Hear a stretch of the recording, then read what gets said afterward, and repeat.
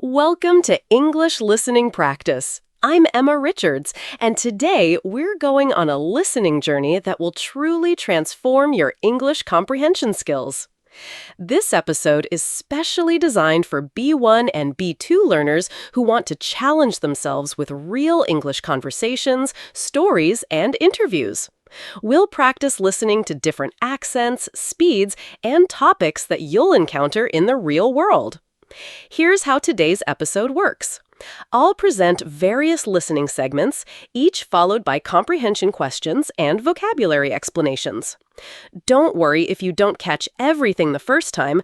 That's completely normal and part of the learning process. I recommend having a notebook ready.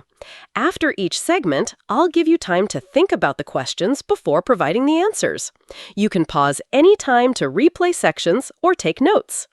Today's episode includes 5 different listening challenges: a travel story, a job interview, a restaurant conversation, a news report, and a friendship dialogue.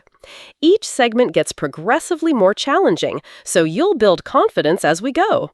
Remember, listening is a skill that improves with practice. Even native speakers sometimes ask for clarification, so don't be discouraged if you need to listen more than once.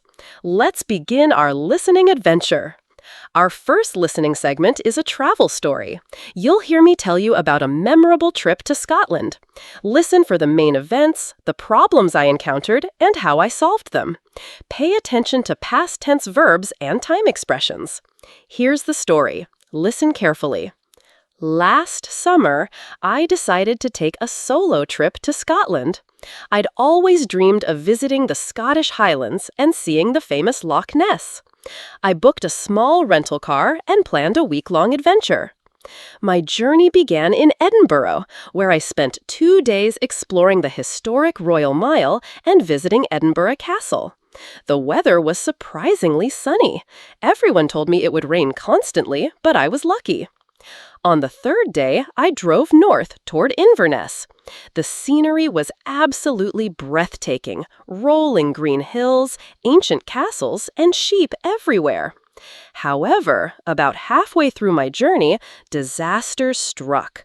My car broke down in a small village called Pitlochry.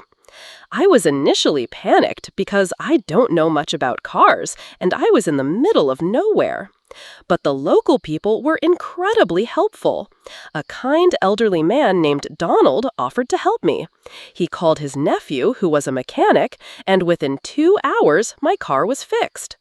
While waiting for the repair, Donald invited me for tea at his cottage. We talked for hours about Scottish history, traditions, and local legends. He even taught me some basic Scottish Gaelic phrases. It turned out to be the highlight of my entire trip. The rest of my journey went smoothly. I saw Loch Ness, no monster unfortunately, and hiked through the stunning Highlands. The experience taught me that sometimes the best travel memories come from unexpected situations and the kindness of strangers. Now, let's check your comprehension. I'll give you a moment to think about each question before providing the answer. Question 1. How long was Emma's trip to Scotland planned to be?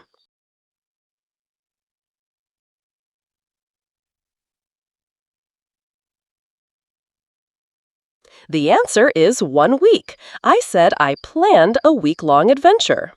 Question 2. What problem did Emma encounter during her trip?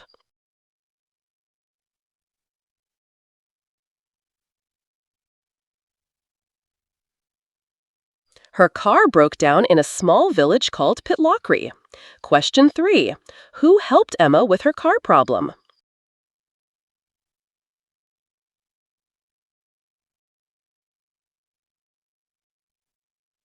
An elderly man named Donald and his nephew, who was a mechanic. Question 4. What did Emma learn from Donald besides getting her car fixed?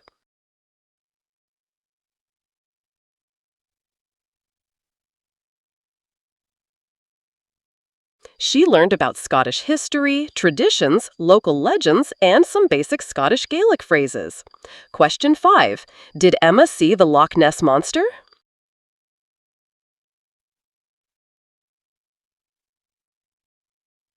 No, she didn't. I mentioned no monster, unfortunately. Excellent! Now let's review some key vocabulary from this story. Solo trip, travelin' alone. Breathtaking, extremely beautiful or impressive. Disaster struck, something bad happened suddenly. In the middle of nowhere, in a very remote place. Highlight, the best or most important part. Stunning, extremely beautiful. Kindness of strangers, help from people you don't know. Notice how I used past tense throughout the story and included time expressions like last summer, on the third day, and within 2 hours. These help organize the narrative chronologically. Friendly, conversational, and natural.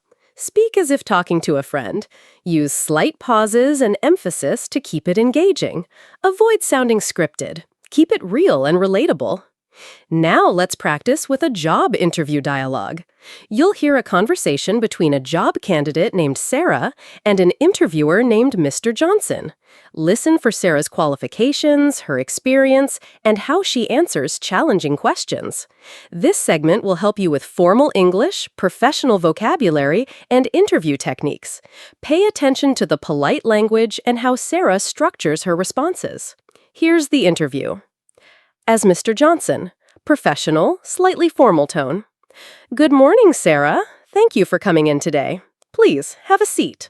Sarah, confident, friendly tone. Good morning, Mr. Johnson. Thank you for taking the time to meet with me. I'm excited about this opportunity. Excellent. Let's begin. Could you tell me a bit about your background and why you're interested in this marketing position? Certainly. I have a bachelor's degree in marketing from State University, and I've been working in digital marketing for the past 3 years. Currently, I'm a marketing specialist at TechStart Solutions, where I manage social media campaigns and content creation. I'm particularly drawn to this position because your company has such an innovative approach to sustainable products. I believe my experience in digital marketing, combined with my passion for environmental causes, would be a great fit for your team. That's impressive. Can you give me an example of a successful campaign you've managed? Absolutely. Last year, I led a campaign for our eco-friendly product line that increased online sales by 45% over 3 months. The campaign included Instagram and Facebook advertising, influencer partnerships, and a content series about sustainable living. The key was understanding our target audience, young professionals who care about environmental impact but still want convenient solutions. We created content that was both informative and engaging, which really resonated with our customers. Excellent results. Now, what would you say is your greatest weakness? That's a great question. I'd say my greatest weakness is that I sometimes focus too much on perfecting details, which can slow down my initial productivity. However, I've been working on this by setting strict deadlines for myself and learning to prioritize which details truly matter for the overall success of a project. I've also started using project management tools to better track my time and ensure I'm meeting all deadlines while still maintaining quality standards. I appreciate your honesty. Where do you see yourself in 5 years? In 5 years, I see myself in a senior marketing role, possibly leading a team of marketing professionals. I'd love to specialize further in sustainable marketing strategies and help companies communicate their environmental initiatives effectively. I'm also interested in continuing my education, perhaps pursuing a master's degree in marketing or taking specialized courses in data analytics to complement my creative skills. Those are ambitious but realistic goals. Do you have any questions for me about the position or the company? Yes, I do. Could you tell me more about the team I'd be working with? And what would you say are the biggest challenges facing the marketing department right now? Great questions. You'd be working with a team of 5 marketing professionals, and we're currently focused on expanding our reach in the European market. The biggest challenge is adapting our messaging for different cultural contexts while maintaining our brand consistency. That sounds both challenging and exciting. I actually have some experience with international marketing from my previous internship, so I'd be eager to contribute to that effort. Wonderful. Well, Sarah, thank you for your time today. We'll be in touch within the next week. Thank you so much, Mr. Johnson. I really enjoyed our conversation and look forward to hearing from you. Now, let's test your comprehension of this interview. Question 1. What is Sarah's current job title?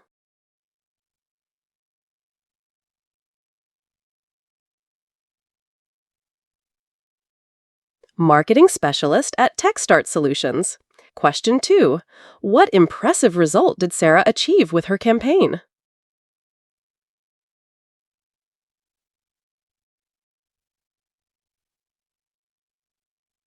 She increased online sales by 45% over 3 months. Question 3. What does Sarah say is her greatest weakness?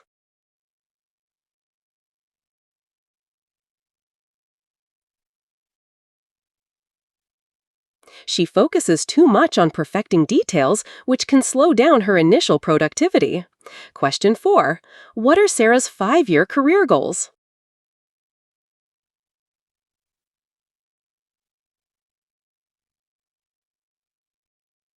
She wants to be in a senior marketing role, possibly leading a team, and specializing in sustainable marketing strategies. She also wants to continue her education.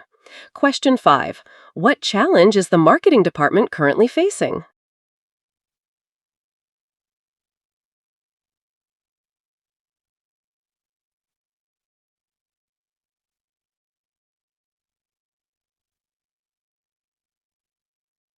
Expanding their reach in the European market and adapting messaging for different cultural contexts while maintaining brand consistency. Let's review the professional vocabulary from this interview.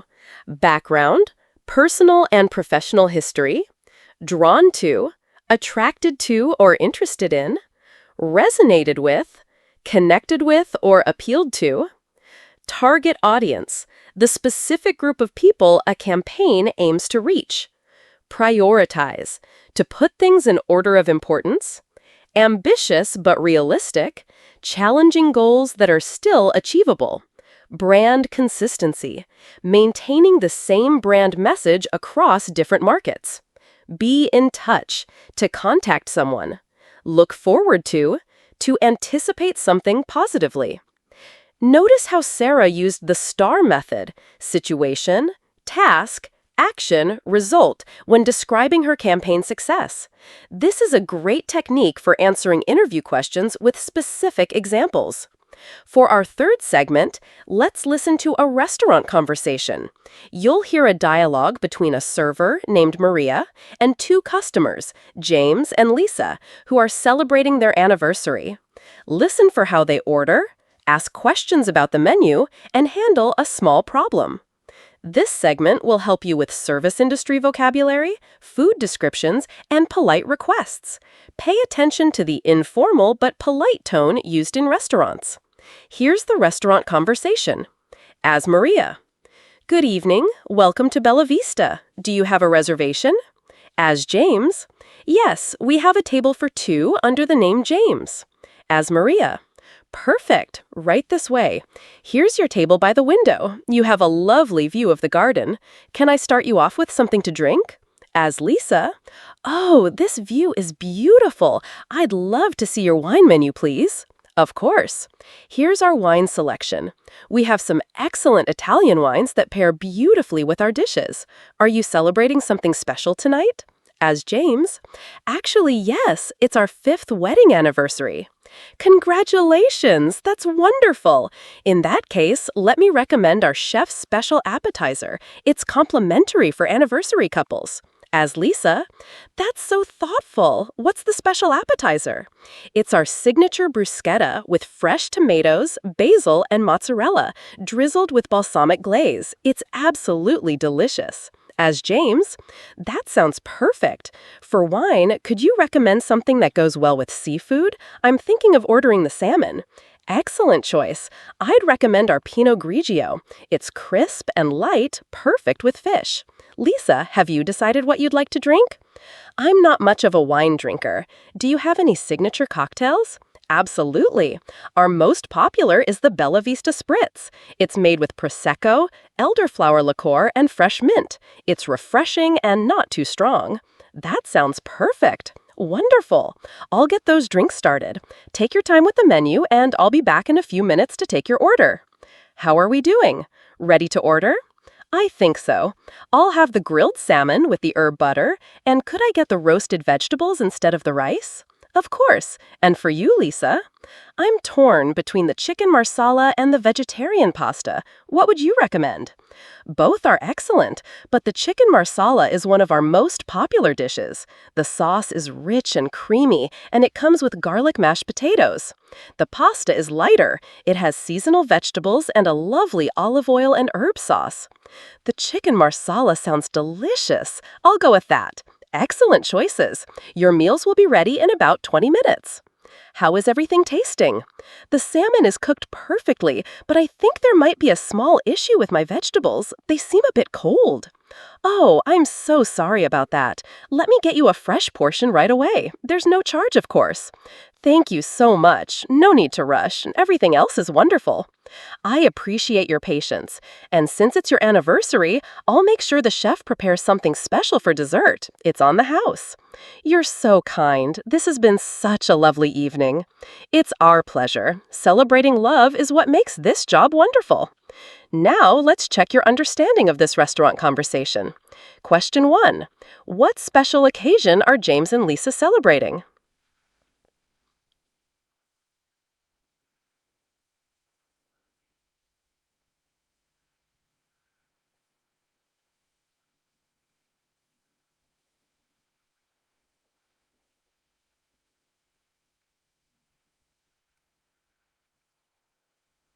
Their 5th wedding anniversary. Question 2. What complimentary appetizer did Maria offer?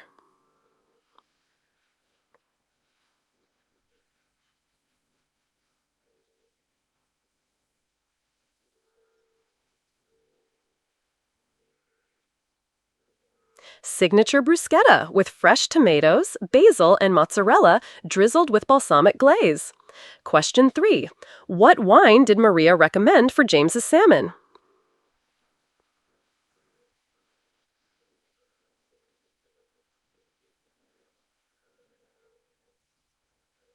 Pinot Grigio, because it's crisp and light and goes well with fish. Question 4. What drink did Lisa choose?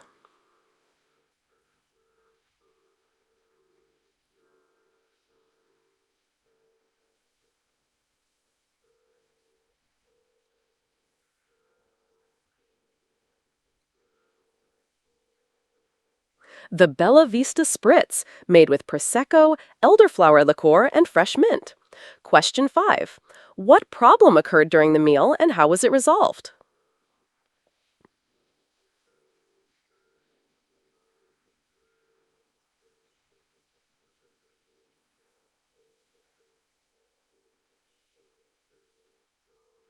James's vegetables were cold. Maria apologized and offered to bring a fresh portion at no charge, plus promised a special dessert on the house. Let's review the restaurant vocabulary. Reservation, booking a table in advance. Pair beautifully, go well together, food and wine. Complimentary, free of charge. Signature dish, a restaurant's special or famous dish. Drizzled with, lightly covered with a sauce. Crisp and light, description of wine that's fresh and not heavy. Torn between, having difficulty choosing. On the house, free, paid for by the restaurant. No need to rush, take your time. Appreciate your patience. Thank you for waiting. Notice how Maria used polite service language like, of course, absolutely, and it's our pleasure. She also handled the complaint professionally by apologizing, offering an immediate solution, and providing extra compensation. Our 4th segment is a news report about a community garden project. This will challenge your listening skills with more formal vocabulary, statistics, and multiple speakers. Listen for the main facts, the benefits of the project, and the different perspectives presented. News reports often include interviews with various people, so you'll hear different voices and speaking styles. Pay attention to how the reporter introduces each speaker and summarizes information. Here's the news report. As news anchor. Good evening. I'm Emma Richards with Channel 7 News. Tonight, we're reporting on an inspiring community initiative that's transforming an abandoned lot in downtown Springfield into a thriving community garden. The Springfield Community Garden Project, launched 6 months ago, has already seen remarkable success. The initiative began when local resident Margaret Chen noticed that a vacant lot on Maple Street had been unused for over 3 years. We spoke with Margaret earlier today about how this project came to life. As Margaret Chen, I was walking my dog past this lot every day, and it just broke my heart to see such a beautiful space going to waste. There's so much concrete in our neighborhood, and families need access to fresh, healthy food. I started by talking to my neighbors, and the response was overwhelming. Within 2 weeks, we had over 50 volunteers and a clear vision for what we wanted to create. As news anchor, the project received initial funding of $25,000 from the City Council and additional donations from local businesses, totaling $8,000. The garden now features 40 individual plots, a communal herb section, and a children's learning area. Dr. Robert Martinez, a nutrition specialist at Springfield General Hospital, explains the health benefits of community gardens. As Dr. Martinez, community gardens provide numerous health benefits. Participants get physical exercise through gardening activities, which can improve cardiovascular health and reduce stress levels. More importantly, these gardens increase access to fresh vegetables and fruits, which is particularly significant in urban areas where healthy food options may be limited or expensive. Studies show that people who participate in community gardens consume more fruits and vegetables than those who don't. As news anchor, the project hasn't been without challenges. Initial concerns included soil contamination, water access, and neighborhood safety. However, the community worked together to address these issues. City environmental engineer Sarah Thompson supervised the soil testing and remediation process. As Sarah Thompson, we conducted comprehensive soil tests and discovered some contamination from the lot's previous use as a gas station. We removed the contaminated soil and brought in certified organic soil for the garden beds. The city also installed a water line and security lighting to ensure the garden is safe and accessible for families to use during daylight hours. Local teacher Amanda Foster has been coordinating the children's education program, which serves 30 students from 3 nearby elementary schools. As Amanda Foster, the children are absolutely fascinated by the growing process. We've integrated garden activities into our science curriculum, teaching them about plant biology, nutrition, and environmental responsibility. Last month, the kids harvested their first tomatoes and peppers, and they were so proud to take them home to their families. It's wonderful to see children develop a connection with their food and understand where it comes from.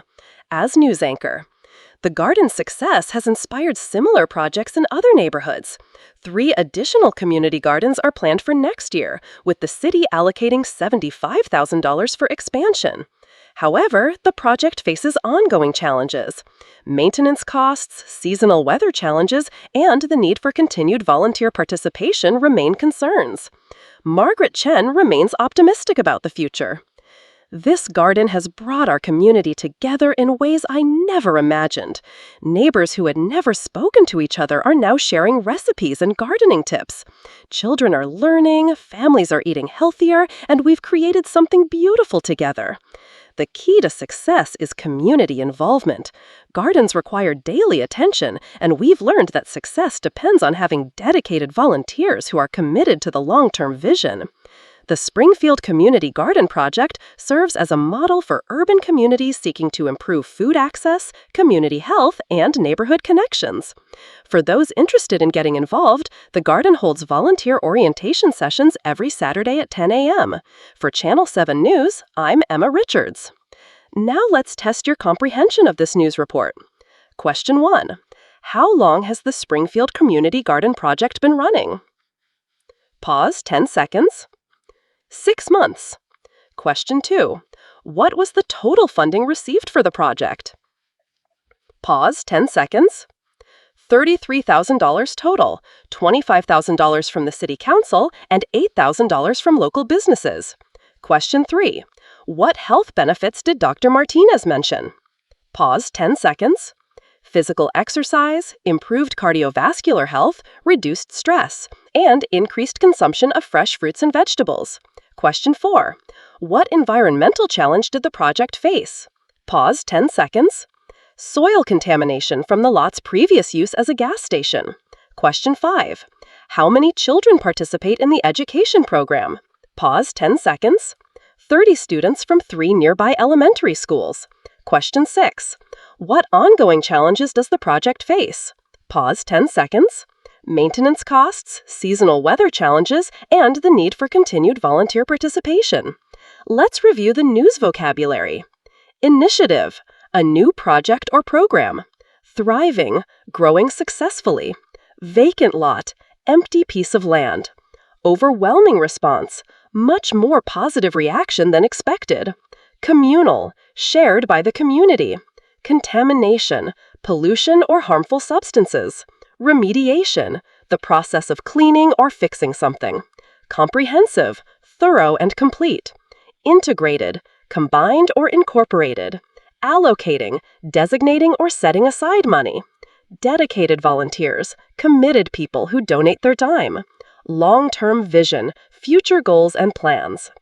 Our final segment is a casual conversation between two friends, Alex and Jordan, who are planning a surprise birthday party for their friend Sam. This dialogue will help you practice informal English, including slang, contractions, and conversational phrases. Listen for the planning details, the friends' different opinions, and how they resolve their disagreements. Pay attention to the casual, friendly tone and informal expressions. Here's the friendship conversation. Hey, Jordan, I'm so glad you could meet up. We really need to nail down the details for Sam's surprise party. Absolutely. I can't believe Sam's turning 30 next week. It feels like we were just in college together. So, what's the plan? Well, I've been thinking we should do something at my place. My backyard is pretty spacious, and we could set up tables outside if the weather's nice. That sounds great, but have you checked the weather forecast? It's been pretty unpredictable lately. You're right. I looked it up this morning, and there's a chance of rain on Saturday. Maybe we should have a backup plan? Definitely. We could always move everything inside if needed. Your living room is big enough for maybe 15 people, right? Yeah, that should work. Speaking of people, I've been going back and forth on the guest list. Should we invite Sam's coworkers or keep it just to close friends? That's tricky. I think Sam would appreciate having some work friends there, especially since they've been spending so much time together on that big project. You know what? You're probably right. Sam's always talking about how much fun the team is. I'll send invitations to Mike and Sarah from the office. Perfect. Now, what about food? Are we doing a full meal or just appetizers and cake? I was leaning toward appetizers and finger foods. It's more casual and people can mingle easier. Plus, it's way less stressful for us to organize. I love that idea. We could do a potluck style. Ask everyone to bring something. That way we get variety and it's not all on us. Brilliant! I'll coordinate who brings what so we don't end up with 10 desserts and no main dishes. Good thinking. What about decorations? Should we go with a specific theme? I was thinking we could do something related to Sam's favorite hobby. You know, how obsessed they are with hiking and nature. Oh, that's perfect. We could do green and brown colors, maybe some plants, and those string lights that look like little leaves. Yes! And I saw these cute wooden signs online that say things like adventure awaits and take a hike. Sam would get a kick out of those. Sam would absolutely love that. You're so creative. What about music? Should we make a playlist? I already started one. I've got all of Sam's favorite songs from college, plus some new stuff I know they've been listening to lately. You're on top of everything. One more thing. What about the actual surprise part? How are we getting Sam there without spoiling it? I've got it covered.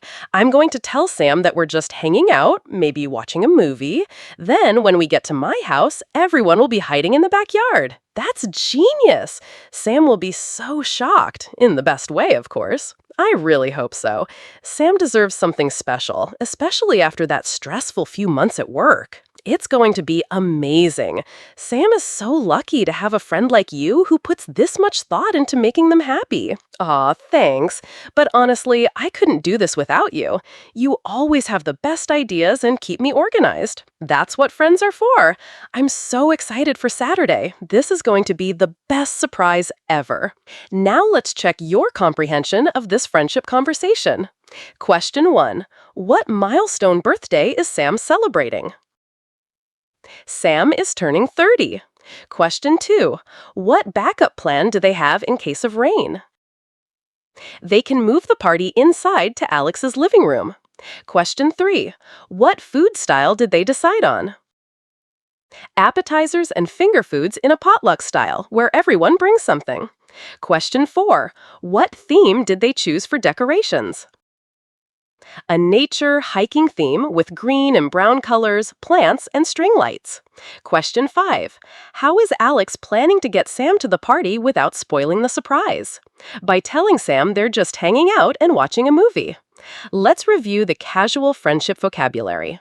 Nail down, to finalize or decide on details. Spacious, having a lot of room. Unpredictable, hard to predict or forecast. Going back and forth, changing your mind repeatedly. Tricky, difficult to decide. Leaning toward, preferring or favoring. Mingle, to socialize and move around talking to different people. Potluck, a meal where everyone brings a dish to share. Get a kick out of, to find something amusing or enjoyable. On top of everything, well organized and prepared. Spoiling it, ruining the surprise. That's what friends are for, expressing mutual support. Notice how Alex and Jordan used collaborative language like, "What do you think?" "You're right," and "good thinking." They also used contractions frequently, which is very natural in casual conversation. Congratulations! You've completed a full hour of intensive English listening practice. We've covered 5 different types of listening situations: a personal story, a job interview, a restaurant conversation, a news report, and a casual friendship dialogue. Each segment challenged different aspects of your listening comprehension. The travel story focused on narrative structure and past tense usage. The job interview tested your understanding of formal, professional English. The restaurant conversation practiced service interactions and polite requests. The news report challenged you with multiple speakers, formal vocabulary, and information processing. Finally, the friendship dialogue exposed you to casual, informal English with slang and contractions. Here are my top tips for improving your listening skills. First, don't expect to understand every word. Focus on getting the main ideas and key details. Native speakers also miss words sometimes. It's normal. Second, pay attention to context clues. If you don't understand a word, the surrounding words often give you hints about the meaning. Third, notice the speaker's tone and emotion. This helps you understand the situation and the relationship between speakers. Fourth, practice regularly with different types of content. Real-world English includes various accents, speeds, and topics. Finally, be patient with yourself. Listening comprehension improves gradually with consistent practice. Your homework for this week: choose one segment from today's episode and listen to it again. Try to write down the main points without looking at the transcript. Then, pick 3 new vocabulary words and use them in your own sentences. Remember, every time you practice listening, you're building stronger neural pathways in your brain for processing English. You're doing great work. Thank you for joining me for this intensive listening practice session. I'm Emma Richards, and I'll see you next time for another exciting episode of English Listening Practice. Keep listening, keep learning, and most importantly, keep believing in your progress. You've got this. Hello, beautiful souls, and welcome to Artificial Fluency Podcast. I'm Emma, your host, and I am so excited you've decided to spend this hour with me today. This is episode 23, and if you're new here, welcome to our little community of English learners who believe that learning a language is about so much more than just grammar and vocabulary. It's about connecting with others, growing as a person, and discovering new perspectives about life. Today's episode is very special to me because we're going to talk about something that I'm truly passionate about: life lessons that have the power to change everything. As I've been teaching English and meeting students from all around the world, I've realized that the most meaningful conversations we have aren't just about language learning, they're about life itself. Whether you're 16 or 60, whether you're just starting your English journey or you've been studying for years, I believe that the stories and lessons we'll share today will resonate with you. Because at the end of the day, we're all human beings trying to figure out this beautiful, complicated thing called life. In the next hour, we'll explore three powerful themes that have personally transformed my life and the lives of so many people I've met. First, we'll talk about the courage to embrace failure and how our biggest mistakes often become our greatest teachers. Then, we'll dive deep into the importance of authentic relationships and how learning to be vulnerable can completely change the quality of our connections with others. Finally, we'll discuss the journey of finding your purpose and how sometimes the path to your dreams looks nothing like what you expected. But before we begin, I want you to know that this isn't just a listening exercise. As we go through these stories and lessons, I encourage you to reflect on your own experiences. Maybe grab a notebook or just think about how these ideas relate to your own life. Learning English becomes so much more meaningful when we connect it to our personal experiences and emotions. And remember, you can always find the complete transcript of this episode on our website, along with reflection questions and vocabulary lists. If something we discussed today touches your heart or sparks an idea, I'd love to hear from you. You can reach out through our website or social media. Your stories and insights always inspire me and our entire community. So, are you ready to embark on this journey of discovery together? Let's dive in. Let's start with something that I think every single person listening to this can relate to: failure. Now, I know that might not sound like the most uplifting way to begin, but stick with me here, because I truly believe that learning to embrace failure is one of the most liberating and transformative things you can do in your life. My personal story of failure. I want to share something very personal with you. When I was 25 years old, I thought I had my entire life figured out. I had what looked like a perfect job at a prestigious marketing company in London. I was earning good money, I had a nice apartment, and from the outside, everything looked successful. But here's the truth: I was absolutely miserable. Every morning, I would wake up with this heavy feeling in my chest, dreading the day ahead. I felt like I was living someone else's life, following a path that society told me was successful, but that made me feel empty inside. The breaking point came during what I now call the presentation disaster. I was supposed to present a major campaign to one of our biggest clients. I had prepared for weeks, everything was perfect on paper. But when I stood up in that conference room, something inside me just broke. I started crying in the middle of my presentation. Not just a few tears, I'm talking about full-on sobbing in front of 20 important business executives. I was mortified. I apologized, excused myself, and basically ran out of the building. That night, I was convinced my career was over. I felt like such a failure, like I had ruined everything I had worked so hard to build. But you know what? That moment of complete breakdown became the catalyst for the most positive change in my life: redefining failure. That experience taught me something crucial. What we call failure is often just life's way of redirecting us towards something better. That breakdown in the conference room wasn't really a failure. It was my authentic self finally saying, "This isn't who you're meant to be." Within 6 months of that incident, I had quit my job, enrolled in a teaching certification program, and started planning my move to different countries to teach English. My friends and family thought I had lost my mind.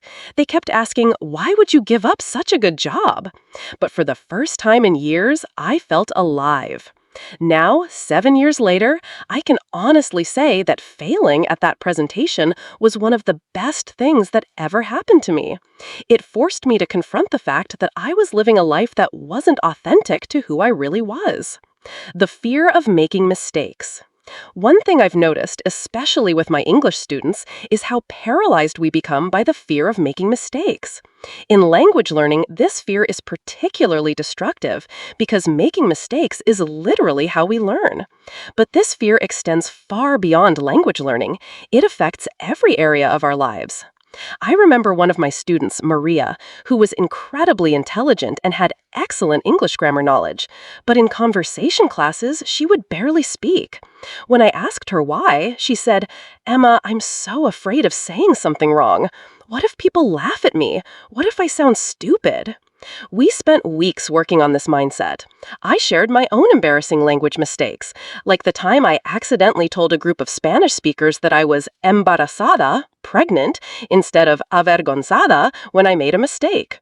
Everyone burst out laughing, and initially I was mortified, but then I realized that mistake made everyone more relaxed, it created a moment of connection and humor, and I never forgot the correct word again. Maria gradually began to understand that her mistakes were actually opportunities for connection and learning. By the end of the course, she was one of the most confident speakers in the class. The growth mindset. This brings me to one of the most important concepts I've learned: the difference between a fixed mindset and a growth mindset. With a fixed mindset, we believe our abilities are static. We're either good at something or we're not. With a growth mindset, we believe our abilities can be developed through effort, learning, and persistence. When you have a fixed mindset, failure feels devastating because it seems to prove that you're not good enough. But when you have a growth mindset, failure becomes valuable feedback that helps you improve. I've seen this transformation in so many of my students. Instead of saying, "I'm terrible at English," they start saying, "I'm not good at this yet, but I'm learning." That simple word, yet, changes everything. Learning from setbacks. Let me tell you about another pivotal moment in my life. About 3 years ago, I decided to start my own online English teaching business.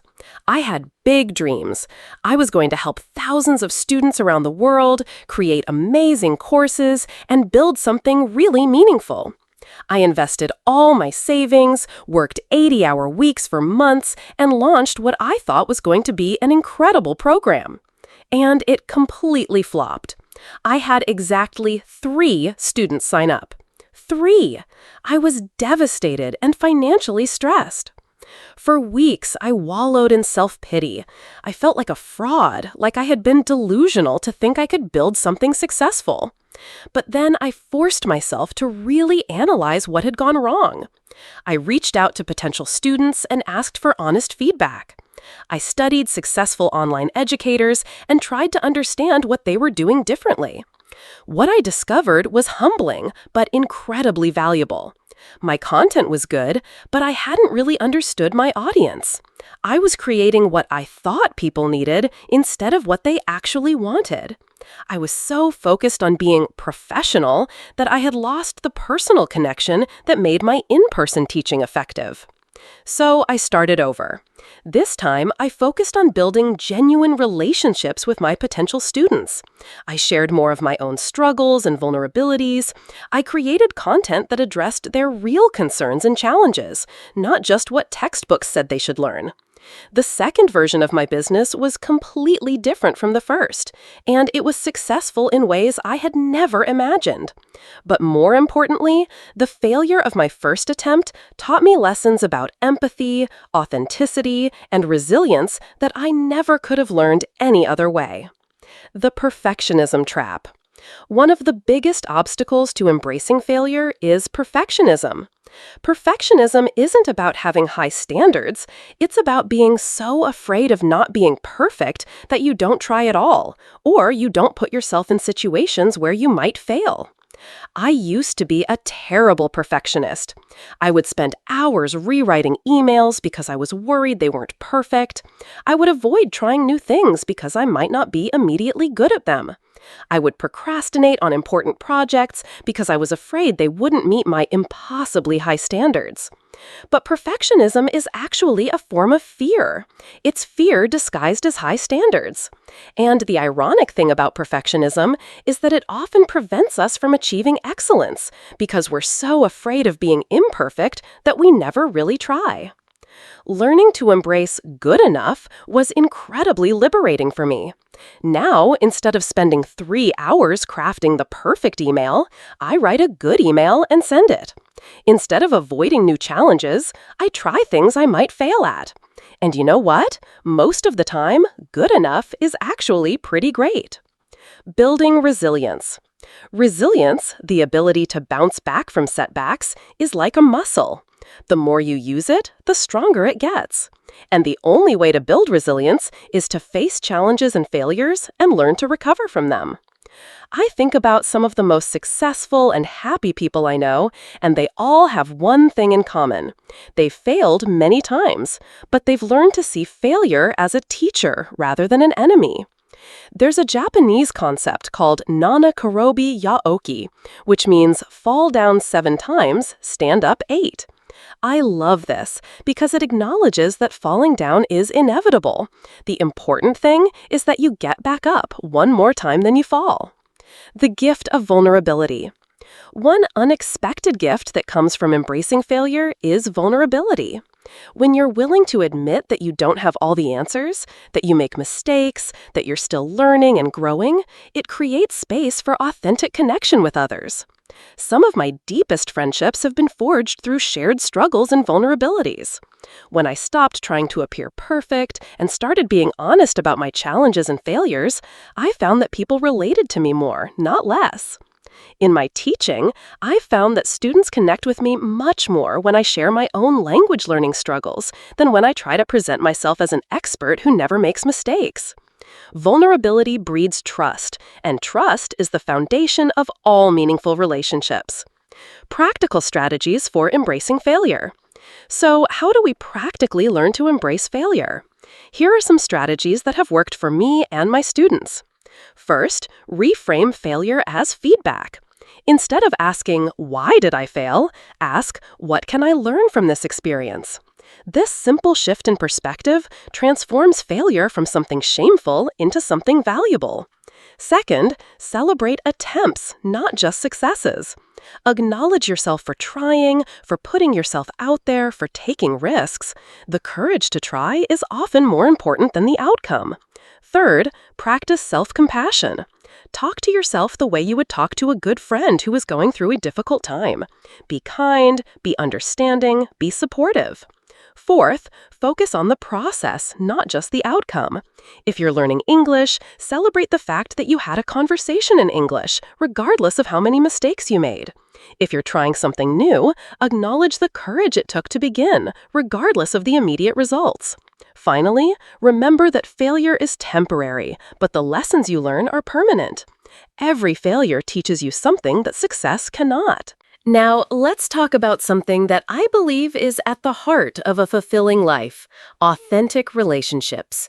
You know, in our digital age, we're more connected than ever before, yet many people report feeling lonelier than previous generations.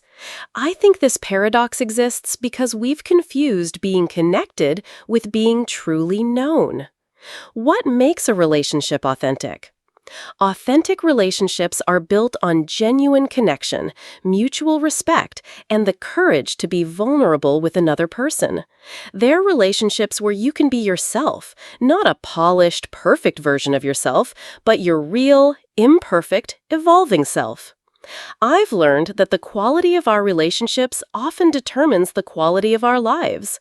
Think about it. Our happiest moments are usually shared with people we care about, and our most difficult times are made bearable by the support of others who truly know us. My journey to understanding friendship. For many years, I thought I was good at making friends. I was social, outgoing, and people seemed to like me. But looking back, I realized that many of my relationships were quite superficial. We would have fun together, share laughs, and enjoy each other's company, but we rarely went deeper than surface-level conversations. This hit me during a particularly difficult period in my life. My father had been diagnosed with a serious illness, and I was struggling emotionally. I needed support, but I realized I didn't know how to ask for it.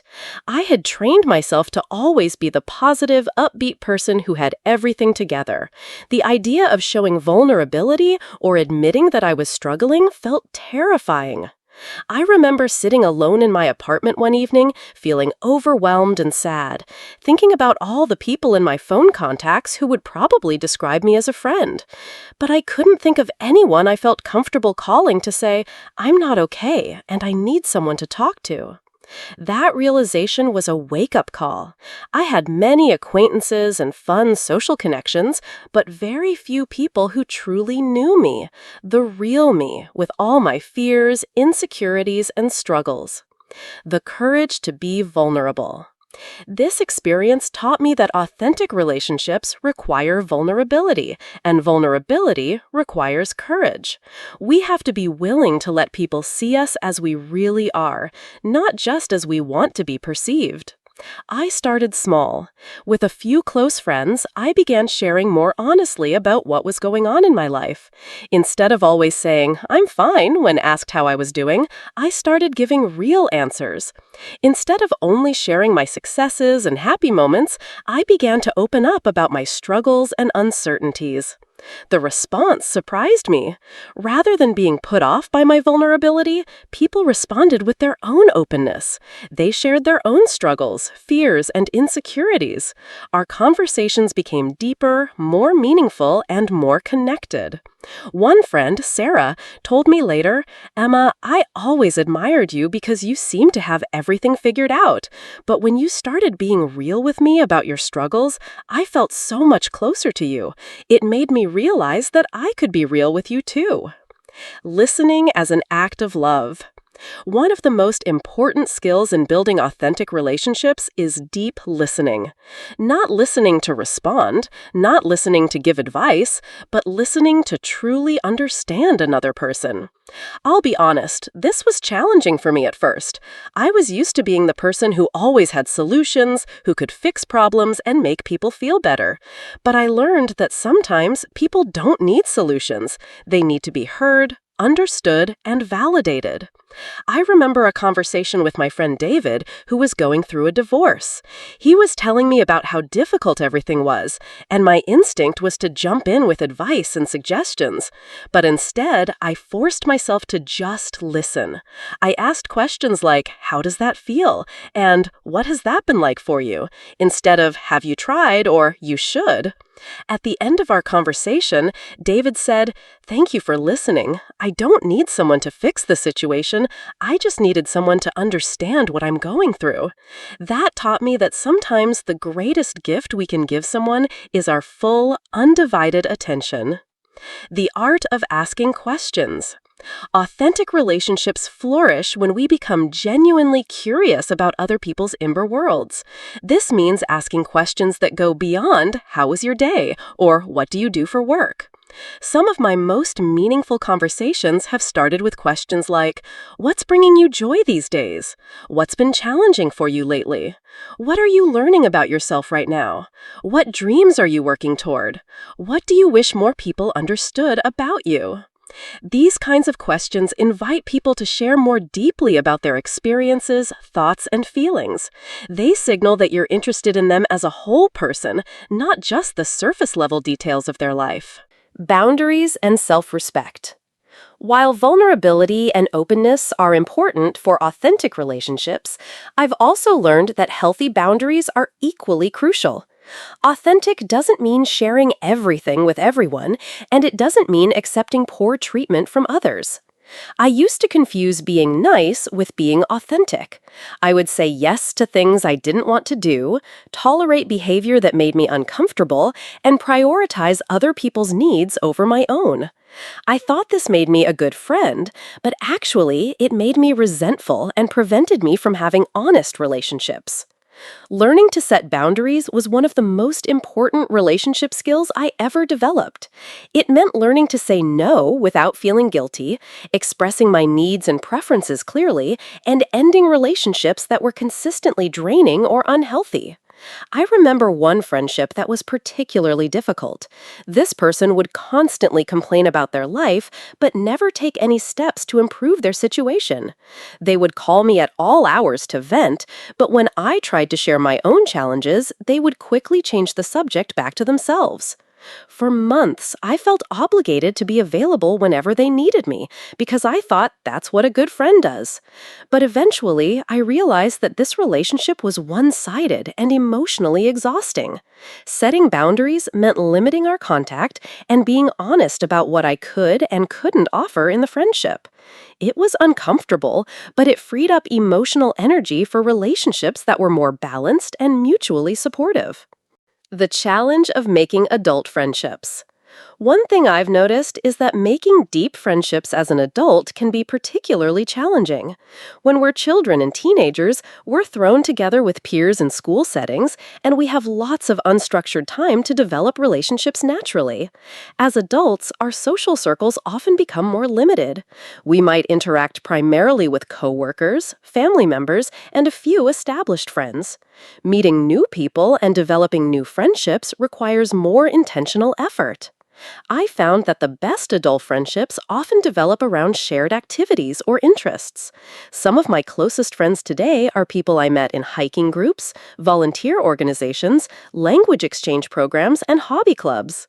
The key is being open to connection and taking the initiative to move relationships from acquaintance level to friendship level. This might mean inviting someone for coffee after a class you attend together, or suggesting a weekend activity with a coworker you enjoy talking to. Cultural differences in friendship.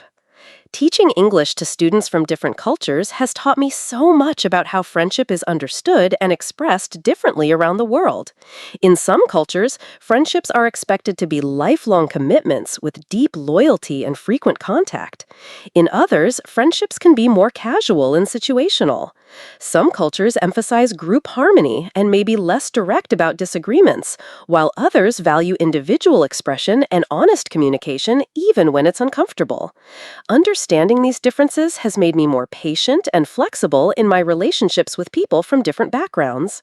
I remember one student, Kenji from Japan, who told me he was confused by American friendship culture. He said, "Americans seem to become friends very quickly and call many people their friends, but then the relationships don't seem very deep. In Japan, we are more careful about using the word friend, but when someone is your friend, it's a very serious commitment." This conversation made me reflect on my own approach to friendship and helped me understand why some of my international friendships had developed differently than I expected. Digital communication and real connection. We can't talk about modern relationships without addressing the role of technology. Social media, texting, and video calls have given us new ways to stay connected, but they've also created new challenges for authentic relationship building. On one hand, technology allows us to maintain relationships across distances and time zones that would have been impossible in previous generations. I have meaningful friendships with people I met while teaching in different countries, and we stay in touch through regular video calls and messages. On the other hand, digital communication can sometimes substitute for deeper connection. It's easy to think we're maintaining relationships by liking someone's social media posts or sending occasional text messages, but these interactions don't necessarily create the kind of intimacy that comes from face-to-face conversation. I've tried to be intentional about using technology to enhance rather than replace real connection. This means prioritizing video calls over text messages, having phone conversations instead of just exchanging written messages, and making sure that my most important relationships include regular in-person time. The ripple effect of authentic relationships. One beautiful thing about developing authentic relationships is the ripple effect it creates. When you model vulnerability, deep listening, and genuine care in your relationships, it encourages others to do the same. You become part of creating a culture of authenticity in your social circles. I've noticed this in my friend groups. As I've become more open and vulnerable, others have followed suit. Our conversations have become more meaningful, our support for each other has become more substantial, and our gatherings have become more fulfilling. This extends beyond personal friendships, too. In my teaching, when I'm authentic and vulnerable with my students, it creates a classroom environment where everyone feels safer to take risks, make mistakes, and be themselves. This leads to better learning outcomes and more enjoyable experiences for everyone. Maintaining long-distance friendships. Since I've lived in different countries and my friends are scattered around the world, I've had to learn how to maintain meaningful relationships across distances. This requires more intentional effort than local friendships, but it's absolutely possible. Some strategies that have worked for me include scheduling regular video calls, even if they're short, sending voice messages instead of just text so friends can hear your tone and emotion, sharing photos and updates about daily life, not just major events, planning visits when possible, even if infrequent, being understanding about time zone differences and varying communication preferences, making an effort to remember important events and check in during difficult times. One of my dearest friends, Lisa, lives in Australia while I'm currently based in Europe. We have a standing monthly video call, and we also send each other voice messages throughout the month. When one of us is going through something difficult, we make extra effort to connect more frequently. Even though we only see each other in person once a year or so, our friendship remains strong and meaningful. The importance of community. Beyond individual friendships, I've learned how important it is to have a sense of community, a network of people who know you and care about your well-being. This might include family, friends, neighbors, colleagues, or members of organizations you belong to. Having a community provides a sense of belonging and support that's difficult to achieve through individual relationships alone. It also gives you opportunities to contribute to others' lives and feel valued for what you bring to the group. Since moving to different countries, I've had to build new communities multiple times. This has taught me that community doesn't just happen, it requires active participation and investment. You have to show up, contribute, and care about others to receive care in return. For our final segment today, I want to talk about something that I think many of us struggle with at different points in our lives: finding our purpose and having the courage to follow our dreams. This is especially relevant for English learners because often learning a new language is connected to bigger dreams and goals. The myth of the single purpose. Let me start by addressing a common misconception that caused me a lot of anxiety for years: the idea that everyone has one true purpose or calling in life and that we need to find it in order to be happy and successful. For the longest time, I tortured myself trying to figure out what my purpose was. I would read articles about people who knew from childhood that they wanted to be doctors or artists or teachers, and I felt like something was wrong with me. I tried career aptitude tests, personality assessments, and even consulted with life coaches, all hoping someone would tell me what I was meant to do with my life. But the more I searched for this magical purpose, the more confused and frustrated I became. It wasn't until my late 20s that I realized I had been thinking about purpose all wrong. Purpose isn't necessarily one specific career or goal that you discover and then pursue for the rest of your life. For many people, purpose evolves and changes as we grow and learn more about ourselves and the world. My winding path. My own path is a perfect example of this. If you had told me 10 years ago that I would be teaching English and creating educational content, I would have laughed. At that time, I was convinced that success meant climbing the corporate ladder in business. But looking back, I can see how each phase of my life contributed to where I am now. My business experience taught me about project management, marketing, and working with clients. My struggles with that career path taught me about the importance of authenticity and following your values. My travels and language learning experiences gave me empathy for the challenges that English learners face. None of these experiences seemed directly related to my current work at the time, but they all contributed to preparing me for what I'm doing now. It's like Steve Jobs said in his famous speech: "You can't connect the dots looking forward, you can only connect them looking backward." The difference between dreams and fantasies. One important distinction I've learned to make is between dreams and fantasies. Dreams are goals that inspire you and that you're willing to work toward even when the path is difficult. Fantasies are appealing ideas that you enjoy thinking about but aren't actually prepared to pursue with sustained effort. For example, I used to fantasize about being a famous novelist. I loved the idea of writing beautiful books that would touch people's hearts and maybe even win awards. But when I really examined this fantasy, I realized that I wasn't actually willing to do the daily work of writing consistently, dealing with rejection, and learning the craft of storytelling.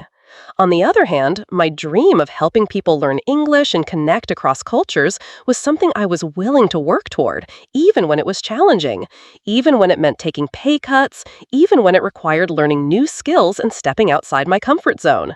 The key question is, what are you willing to suffer for? Every dream comes with difficulties. The dreams worth pursuing are the ones where you're willing to embrace the challenges because the goal means so much to you. Starting before you're ready. One of the biggest obstacles to following our dreams is the belief that we need to have everything figured out before we begin. We think we need to have a perfect plan, all the necessary skills, and guaranteed success before we take the first step. But the truth is, you rarely feel ready when opportunities arise. Most of the time, you have to start before you feel ready and figure things out as you go. When I decided to leave my corporate job to become an English teacher, I had no teaching experience, no education degree, and no clear plan for how I would support myself financially. Many people told me I was being irresponsible and that I should get proper training before making such a big change. But I knew that if I waited until I felt completely prepared, I might never start. So I took a basic teaching certification course, applied for teaching positions abroad, and figured out the rest as I went along. Was it scary? Absolutely. Did I make mistakes? Constantly. But I learned more in my first year of teaching than I could have learned in any classroom or training program because I was learning through real experience. The role of passion versus curiosity. There's a lot of pressure in our culture to follow your passion, but I've come to believe that following your curiosity is often more practical and sustainable than following your passion. Passion can be intense but inconsistent. You might feel passionate about something one day and indifferent the next. Curiosity, on the other hand, is more sustainable and can lead you to discoveries you never expected. I wasn't passionate about teaching when I started. I was curious about it. I was curious about different cultures, curious about how people learn languages, curious about what it would be like to live in other countries. That curiosity led me down a path that eventually became a deep passion. Many of my most successful students have followed a similar pattern. They started learning English not because they were passionate about grammar and vocabulary, but because they were curious about other cultures, interested in traveling, or attracted to opportunities that required English skills. Dealing with other people's opinions. One of the most challenging aspects of following your dreams is dealing with other people's opinions and expectations. Well-meaning friends and family members often have strong opinions about what you should do with your life, and these opinions are usually based on their own fears and values rather than what's right for you. When I left my corporate job, the reactions from my social circle were mixed, to say the least.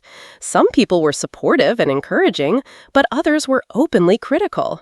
I heard comments like, "You're throwing away your career. You'll never make good money as a teacher.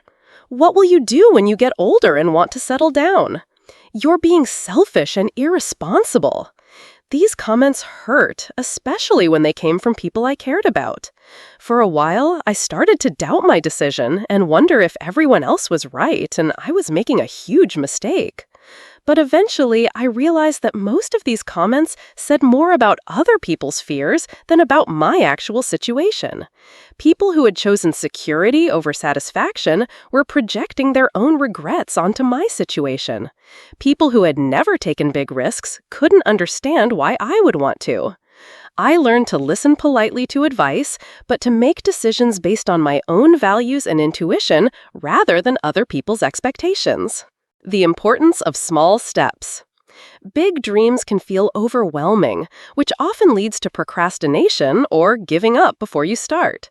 I've found that the key to making progress on meaningful goals is breaking them down into small, manageable steps that you can take consistently. When I first started creating online English content, my dream was to help thousands of students around the world improve their English skills. That goal felt so big that I didn't know where to start. So I broke it down. First, I would create one helpful video. Then, I would share it with 10 people and ask for feedback. Then, I would create another video based on what I learned. Then, I would start building an email list of interested learners, and so on.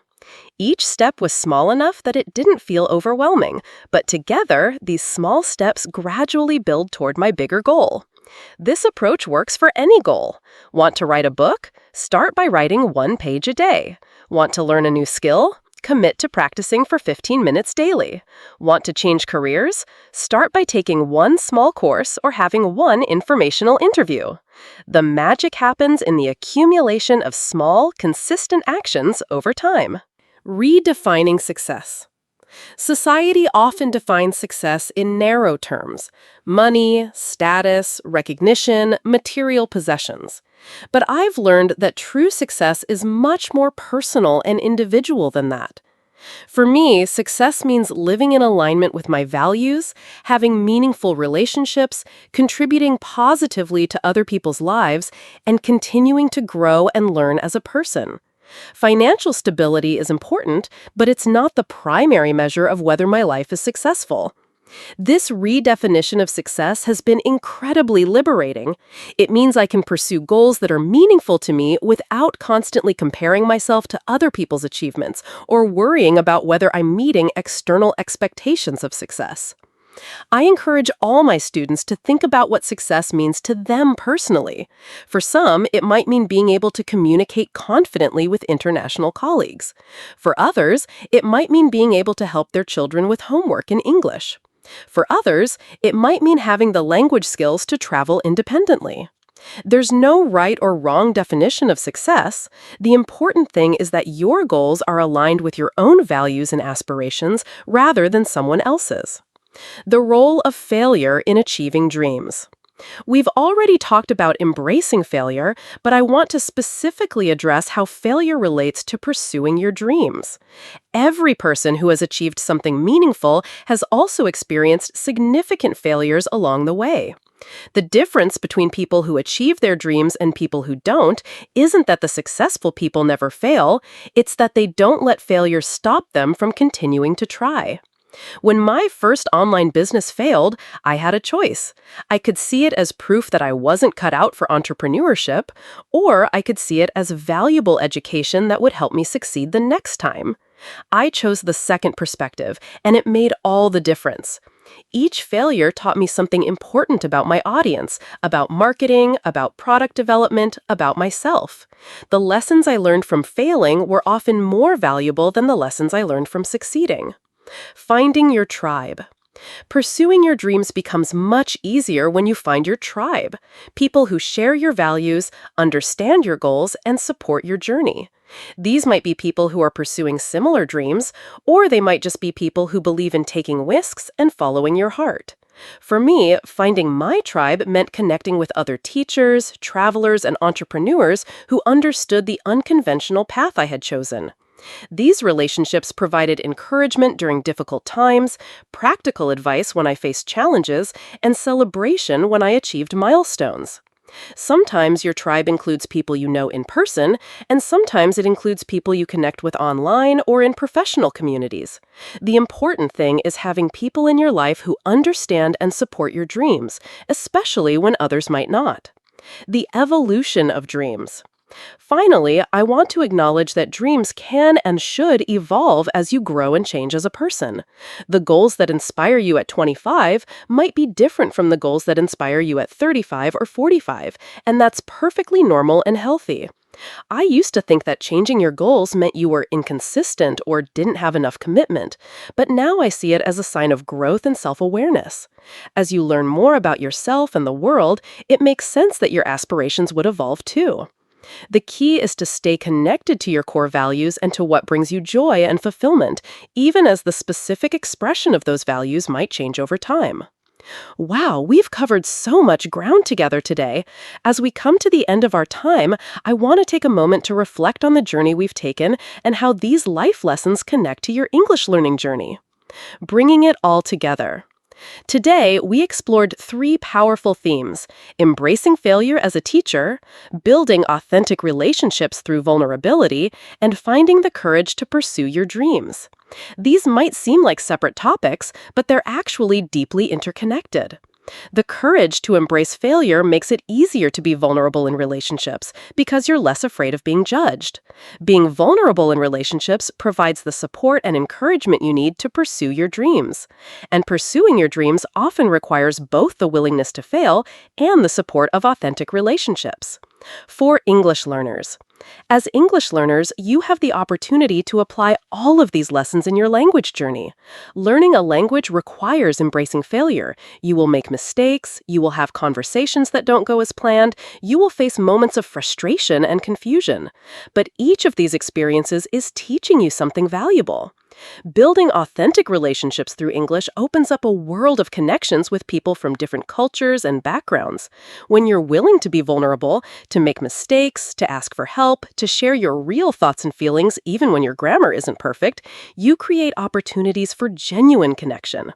And for many of you, learning English is connected to bigger dreams. Dreams of studying abroad, working internationally, traveling independently, or simply expanding your worldview.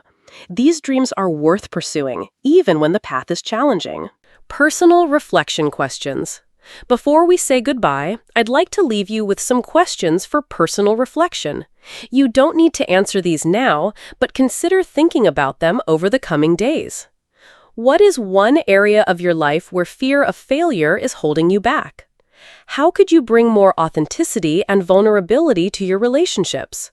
What dreams or goals have you been putting off because you don't feel ready? How can you apply these lessons to your English learning journey? A personal message. I want to end today with a personal message. Wherever you are in your life journey, whatever challenges you're facing, whatever dreams you're nurturing, remember that you have everything within you that you need to create a meaningful, fulfilling life. You don't need to have it all figured out. You don't need to be perfect. You don't need to wait until you feel ready. You just need to be willing to begin, to try, to be vulnerable, to learn from your experiences, and to keep moving forward. Your willingness to learn English, to listen to podcasts like this, to invest in your personal growth, these are signs that you're already on the right path. Trust yourself, be patient with the process, and remember that every small step you take is moving you closer to the life you want to create. Thank you, and next week. Thank you so much for spending this hour with me today. Your presence, your attention, and your willingness to grow mean more to me than you know. Creating this content and connecting with learners like you is one of the greatest joys of my life. Next week, we'll be exploring the topic of creativity and how to nurture your creative spirit, even if you don't consider yourself an artistic person. We'll talk about the role of creativity in problem solving, the importance of play in adult life, and how expressing yourself creatively can enhance your English learning. Don't forget to check out our website for the transcript of today's episode, reflection questions, and vocabulary practice. And if today's conversation touched your heart or sparked any insights, I'd love to hear from you. Your stories and reflections always inspire me and help me create better content for our community. Until next week, be kind to yourself, embrace the journey, and remember, you are capable of amazing things. This is Emma, sending you love and encouragement from wherever you are in the world. Take care.